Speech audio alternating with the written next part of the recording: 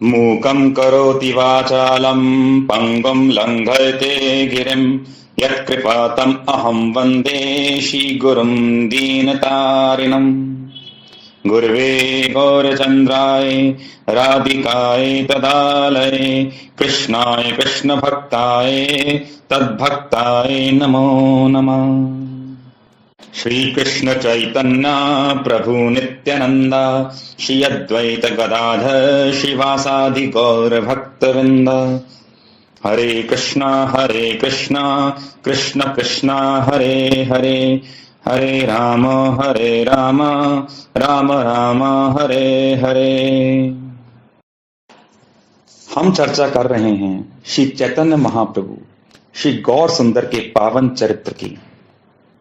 पहले की 3 कथाओं में हमने गौर तत्व, गौर अवतार की दुर्लभता, चैतन्य महाप्रभु की अद्भुत करुणा, उनके कलियुग के गुप्त अवतार होने की चर्चा, शास्त्रों में उनके राधा कृष्ण के मिलित अवतार होने की स्थान स्थान पर चर्चा, उनकी अष्टभुज लीला और उनके इस धराधाम पर प्राकट्य की विस्तृत लीला का वर्णन हम कर चुके हैं।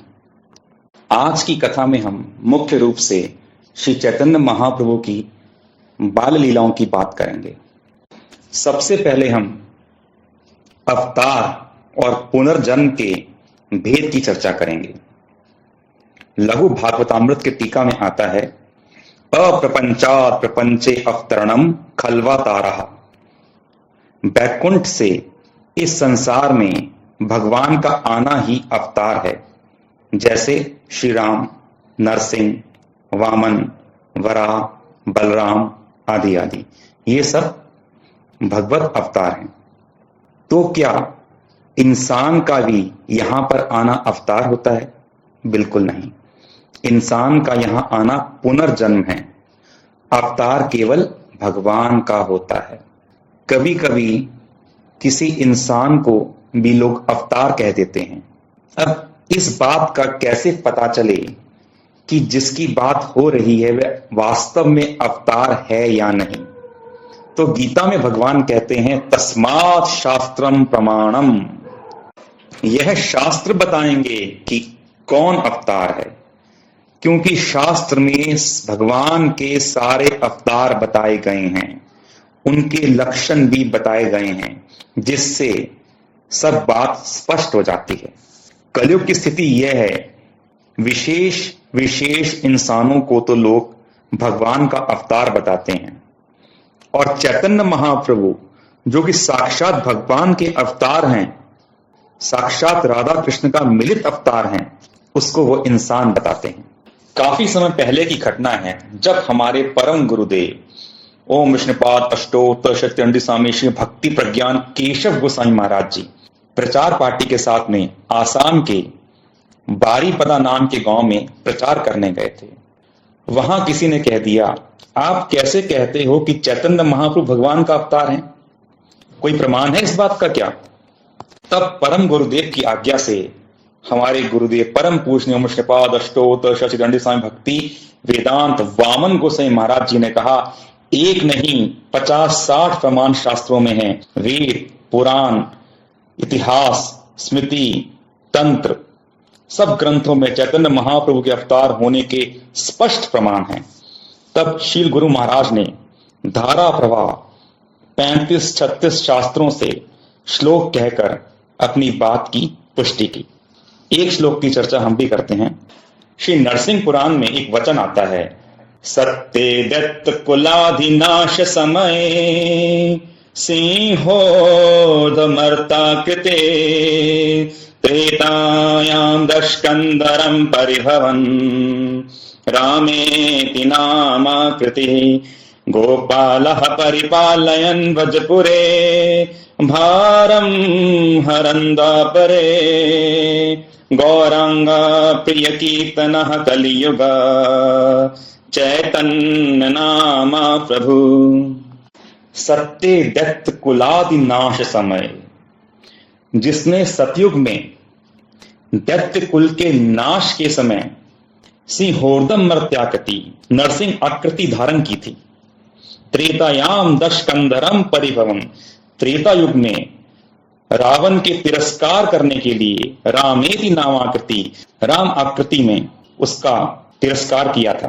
गोपालान परिपालयन व्रजपुरे, ग्वाल बालों की रक्षा करने के लिए व्रजपुरे, व्रजमंडल में भारम हरन द्वापरे, पृथ्वी का भार हरण करने के लिए द्वापर युग में जो कृष्ण रूप में आए थे। गौरंग प्रिय कीर्तना कलियुगा, वही कीर्तन प्रिय श्री गौरांग कलयुग में चैतन्य नामा प्रभु, श्री चैतन्य महाप्रभु के नाम से आए हैं। अर्थात सतयुग में जिन्होंने नरसिंह रूप धारण किया था, त्रेता में जिन्होंने राम रूप धारण किया था, द्वापर में जिन्होंने कृष्ण रूप से लीला की थी, वही कलयुग में चैतन्य महाप्रभु के रूप में आए हैं। तो इतना स्पष्ट प्रमाण होने पर भी दैत्य या असुर बुद्धि वाले शास्त्र के प्रमाण को भी नहीं मानते हैं। जैसे राजा जरासंध वेदों में बताए अनुसार धर्म पूर्वक विष्णु की पूजा करता था, परंतु कृष्ण को भगवान नहीं मानता था। ऋषियों से शास्त्रों में उनकी अवतार की बात सुनकर भी वह कृष्ण को भगवान नहीं मानता था, क्योंकि उसकी असुर बुद्धि थी, दैत्य बुद्धि थी।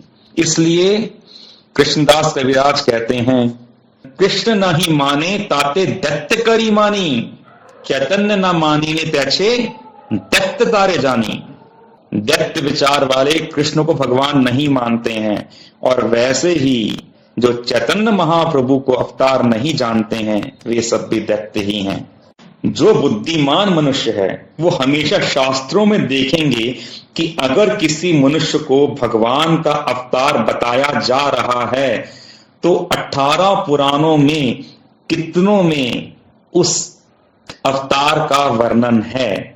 अगर नहीं है तो मूर्ख ना बने। वो कोई शक्तिशाली प्रभावशाली मनुष्य हो सकता है, पर भगवान का अवतार नहीं। कलयुग की स्थिति बड़ी खराब है, कहीं भी किसी को भी अवतार बता दिया जाता है। तुलसीदास जी कहते हैं, मार्ग से जाजे जो भावा, पंडित सोई जो गाल बजावा, नित्यारंभ दंबरत जोई, ताको संत कहें सब कोई। कलयुग स्थिति यही है कि जिसको जो अच्छा लगता है वही मार्ग मान लेता है, और जो बड़ी सुंदर व्याख्या करना जानता है उसको लोग पंडित कहते हैं। सही गलत का ज्ञान शास्त्रों से होता है, और विचार पूर्वक इन चीजों का मिलान करने से शास्त्रों से हमें सही बात पता चल जाती है। अब हम चर्चा करने जा रहे हैं श्री गौर सुंदर की बाल लीलाओं की। सर्वप्रथम गौर सुंदर की सबसे हरिनाम करवाने की लीला की हम चर्चा करते हैं। श्री चैतन्य महाप्रभु ने अपने प्राकट्य का समय वह चुना था जब चंद्र ग्रहण लगा हुआ था। फाल्गुनी पूर्णिमा का दिन 18 फरवरी 1486 सब लोग हरि ध्वनि करते हुए गंगा स्नान कर रहे थे। उसी हरि ध्वनि हरि कीर्तन के मध्य में श्री चैतन्य महाप्रभु प्रकट हुए थे, यह बताने के लिए कि मेरे अवतार का प्रयोजन ही है हरि कीर्तन का प्रचार। बाद में जब श्री गौर सुंदर ने अपनी बाल लीलाएं आरंभ की तो यह रोते रहते, पर जैसे ही कोई हरि ध्वनि करना आरंभ करता तो चुप हो जाते। तावत कांदेन प्रभु कमल लोचन, हरि नाम सुनिले रहे न तत शान। धीरे धीरे सबको समझ में आ गया कि बाल गौर सुंदर तभी चुप होंगे जब हरि हरि ध्वनि की जाएगी। इस प्रकार से वो स्वाभाविक रूप से सबको नाम कीर्तन में लगाए रखते थे। वास्तव में शास्त्र के अनुसार महाभागवतों का लक्षण भी यही है। या हर दर्शन मुखे ऐसे कृष्ण नाम, तहर जानी वे तुम्ही वैष्णव प्रधान। जिनके दर्शन से मुख में कृष्ण नाम आ जाता है, उनको तुम उत्तम वैष्णव जानना। प्रभु कहे आमी विश्वंभर नाम धरी, नाम सार्थक है यदि प्रेमे विश्व भरी। खुद चैतन्य महाप्रभु ने कई बार ये कहा कि मेरा विश्वंभर नाम तभी सार्थक होगा जब मैं विश्व को कृष्ण प्रेम से भर दूंगा। और कृष्ण प्रेम की प्राप्ति का सर्वोत्तम उपाय क्या है? निरपराधे नाम लैले पाए प्रेम धन। अपराध रहित होकर कृष्ण नाम लेने से कृष्ण प्रेम की प्राप्ति होती है। श्री चैतन्य महाप्रभु के बाल रूप का दर्शन करने के लिए अनेकों देवी और देवता भी आया करते थे। वैसे तो लोगों को वो दिखाई नहीं पड़ते थे, परंतु यह कौतुकी देवता लीला से कभी कभी अपनी छाया दिखा देते थे। इस छाया को देखकर लोग डर जाते, फिर वे कीर्तन शुरू कर देते, नरसिंह नरसिंह नरसिंह नरसिंह नरसिंह नरसिंह। और जब कभी वह छाया बाहर जाती दिखती तो लोग कहते, देखो गौर सुंदर का हरण करने कोई आया था और यह अब भाग रहा है। केह बले धर धर ए चोरयाय, नसिंग नसिंग केह डाकाए सदाय। पकड़ो पकड़ो, ये चोर जा रहा है, नरसिंह नरसिंह पुकारो। इसी प्रकार कोई ओझा बोला, आज तुम खूब बच गए, नरसिंह के प्रताप को नहीं जानते हो। इस लीला को देखकर देवता भी बहुत हंसते। इस प्रकार गौर सुंदर भक्तों को हरि हरि ध्वनि में, नरसिंह ध्वनि में लगाए रखते।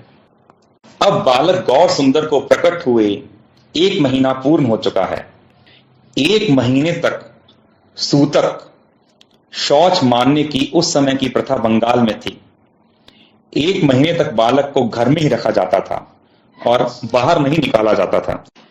आजकल भी ब्राह्मणों में 21 दिन और अन्यों में 30 या 40 दिन का जन्म सूतक माना जाता है। महीना भर बालक घर में ही रहता है और सूर्य के भी दर्शन नहीं करता, तो 1 महीना समाप्त होने पर जब वह प्रथम सूर्य दर्शन करता है तो इसे सूर्य दर्शन संस्कार भी कहा जाता है, या इसको निष्कमन संस्कार या उत्थान पर्व भी कहा जाता है। तो इस उत्थान पर्व के पवित्र अवसर पर शची माता सब स्त्रियों के साथ बालक गौर सुंदर को लेकर गंगा के तट पर पहुंच गई। वहां उसको गंगा में स्नान करवाया। वाद्य गीत मंगल ध्वनि के साथ यह कार्य संपन्न हुआ और फिर गंगा देवी की पूजा की गई। तब शची माता उसे षष्ठी देवी की पूजा को ले गई। षष्ठी देवी की पूजा से कम आयु का दोष दूर होता है और कम से कम 60 वर्ष की आयु प्राप्त होती है। क्योंकि शची माता पहले अपनी 8 कन्याओं का वियोग सह चुकी थी, इसलिए अपने पुत्र निमाई की सुरक्षा के लिए सब प्रकार की सावधानी ले रही थी। तब शची माता ने खीर, केला आदि का प्रसाद सब लोगों को बांटकर उनका सम्मान किया। सब नारियों ने श्री गौर सुंदर को आशीर्वाद दिया और इस प्रकार से गौर सुंदर का सूर्य दर्शन संस्कार संपन्न हुआ। अब समय आया श्री गौर सुंदर के नामकरण संस्कार और रुचि परीक्षण का। श्री नीलांबर चक्रवर्ती, जो कि गौर सुंदर के नाना जी हैं, वह और अनेक विद्वान लोग और अनेक पतिव्रता स्त्रियां इस उत्सव के लिए एकत्रित हुई। सबने अपनी बुद्धि के अनुसार बालक का नाम सुझाया। स्त्रियों ने कहा, इस बालक की अनेक बहनें जन्मते ही काल के गाल में चली गई, इसलिए पुत्र की मृत्यु से रक्षा के लिए इसे कोई ऐसा नाम दिया जाना चाहिए जो यमराज को भी कड़वा लगे। जैसे नीम के पेड़ से संबंधित निमाई। सबको यह बात बड़ी युक्ति युक्त लगी। वास्तव में यह प्रथा हमेशा से चलती आ रही है। जैसे कृष्ण मंडल और दूरिका देवी, ये धारिंदा निवासी थे। इनकी भी कई संतानें एक के बाद एक मृत्यु को प्राप्त हुई। फिर जो उनको पुत्र हुआ तो उन्हें उसका नाम रखा दुखी, ताकि उस पर कोई अशुभ दृष्टि ना पड़े। बालकों की मृत्यु के दुख से ही इस पुत्र का पालन किया गया, इसलिए इसका नाम दुखी हुआ। भक्ति रत्नाकर में कहते हैं, माता पिता दुख सह पालन करिला, से हेतु दुखी नाम प्रथम हईला। यही राधा कृष्ण की कनक मंजरी स्वरूपा दुखी नाम वाला बाद में राधा रानी की नुपुर पाकर श्री श्यामानंद के नाम से प्रसिद्ध हुआ। तो निमाई नाम सबको पसंद आया। अब विद्वानों ने विचार किया, उन्होंने कहा इस बालक के जन्म लेते ही वर्षा हुई, सूखा दूर हो गया, खेती के लिए बड़ी अनुकूलता हुई, दुर्भिक्ष चला गया। इसलिए विश्व का भरण पोषण करने वाला यह बालक विश्वंबर, यही इसका नाम सर्वोचित है। तो निश्चय किया गया कि प्रथम नाम विश्वंबर होगा और इसका दूसरा नाम होगा निमाई। इस पवित्र समय में ब्राह्मणों ने गीता, भागवत और वेदों का पाठ भी किया। अब श्री जगन्नाथ मिश्र ने बालक की रुचि परीक्षण करने के लिए वहां बहुत सा सामान इकट्ठा कर दिया।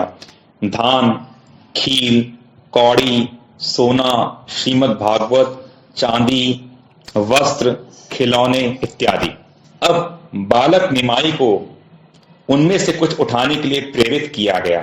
तब महाप्रभु ने अपना हाथ बढ़ाया, सकल छाड़िया प्रभु श्री सचिनंदा, भागवत धरिया दिले न आलिंगा। सब कुछ छोड़कर श्रीमद् भागवत को उठाकर आलिंगन कर लिया। स्त्रियां बोली, यह बड़ा पंडित होगा।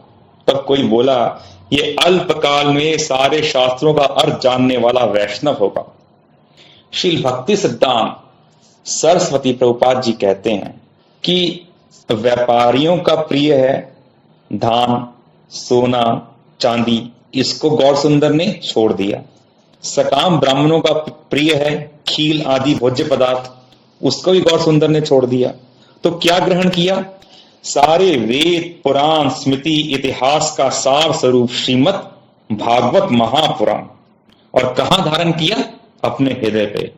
यानी आने वाले समय में श्री गौर सुंदर सारे वेदों का सार स्वरूप श्रीमद् भागवत की सब प्रधानता को संसार में पुनः स्थापित करेंगे। यही इस लीला का मुख्य आशय है। श्रीमद् भागवत प्रमाणममलम प्रेमा पुमर्थो महा। बालक गौर सुंदर निमाई अनेकों प्रकार की बालोचित लीलाएं करते हैं। कभी घर में दूध, दाल, घी, तेल आदि बिखेर देते हैं, कभी धूल में लोटपट होते हैं और फिर मां की गोद में चढ़ जाते हैं, कभी सुंदर अंग भंगी करते हुए नाचते हैं और उनको देखकर सब बड़े आनंदित हो जाते हैं। कभी घर से अकेले ही बाहर चले जाते हैं, किसी को केला, संदेश, खील आदि कोई पदार्थ खाते देखते हैं तो उसे मांग लेते हैं। लोग उनके मोहक रूप को देखकर उसे दे देते हैं। तब वो घर पर आकर जो हरि कीर्तन करने वाली स्त्रियां हैं उनको उसे दे देते हैं। नारी सब हरि बले हासे गौर धाम। सब स्त्रियां हरि ध्वनि करती हैं और गौर सुंदर प्रसन्न होते हैं। कभी कभी लीला करते हुए ये किसी घर पहुंच जाते हैं, वहां कुछ भात, दूध आदि खा पी लेते हैं। कभी कभी हांडी भी फोड़ देते हैं और इस पर भी कोई उन पर नाराज नहीं होता। उनके दर्शन मात्र से सबका मन मोहित हो जाता था।